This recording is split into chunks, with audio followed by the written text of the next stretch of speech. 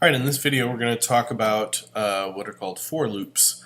Now, if you go to this example of an array with 456,000 some odd slots, you can't very well do this to each of those slots. It would be incredibly inefficient. So we had to figure out, or programmers had to figure out, a way to automatically access each slot in an array. And the way we do that, the best way to do it, is with something called a loop.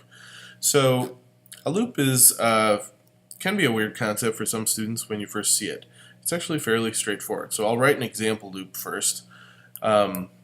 For, you say for, and we'll just, well, we're going to create an integer value for index. We'll use the an integer called index. So we declare it, and then we say, okay, I want to start the index at 0, semicolon. I want to continue going through the loop until the value of index is no longer less than, or go as long as the value of index is less than, let's say 20, semicolon. And every time through the loop, I want to add 1 to the value of index. Okay, then I type in open curly brace and I hit return. So what this does is it says, okay, here's our starting condition, semicolon. I want to proceed with this loop, do this over and over and over until this condition is no longer met. I want to continue with this loop as long as this is true.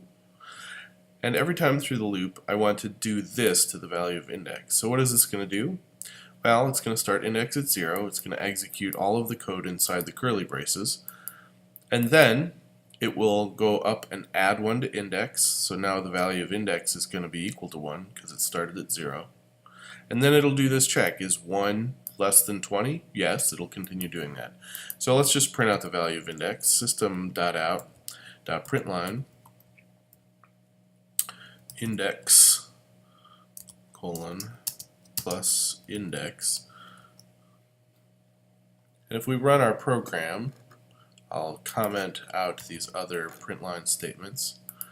If we run our program, you can see that the value of index starts at 0 and goes to 19 because 19 is the last value of index for which this condition is true.